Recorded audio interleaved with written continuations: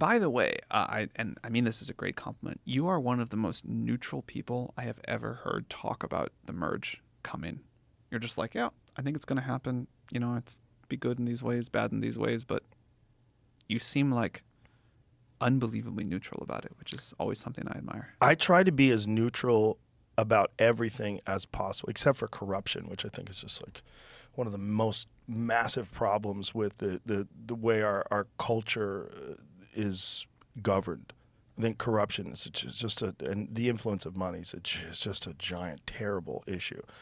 But in terms of like social issues and in terms of the way human beings believe and think about things, I try to be as neutral as possible, because I think the only way to really truly understand the way other people think about things is try to look at it through their mind.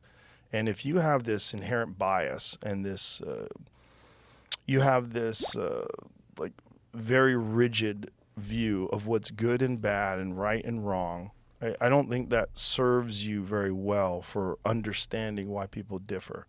And so I try to be as neutral and as objective as possible when I look at anything. And this is a skill that I've learned. This is not something I had in 2009 when I started this podcast.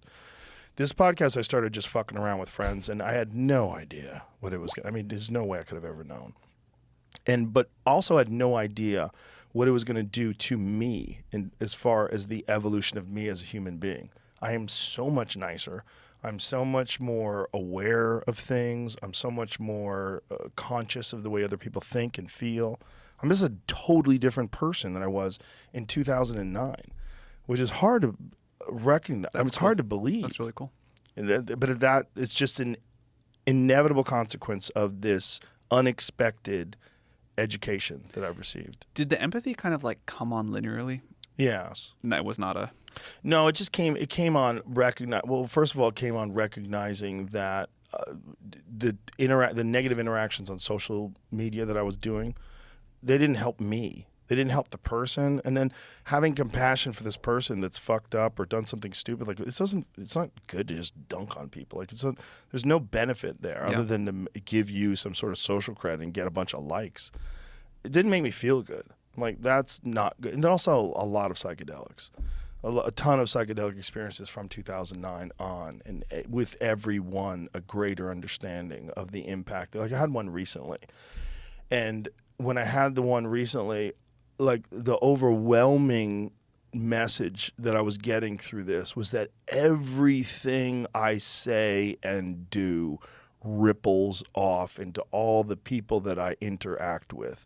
And that if I'm not doing something with at least the goal of overall good or overall understanding, that I'm doing bad, and that bad is a real thing. As much as you try to ignore it because you don't interface with it instantly, and you're still creating unnecessary negativity, and that I should avoid that as much as possible. It was like an overwhelming message that this psychedelic experience was giving me.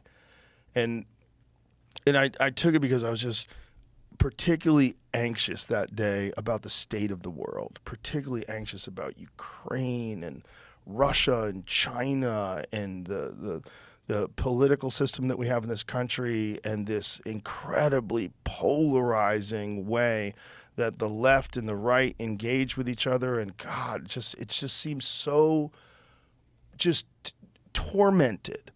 And so I was just, some days I just get, I think too much about it. I'm like, I need something to crack me out of this. So I took these psychedelics.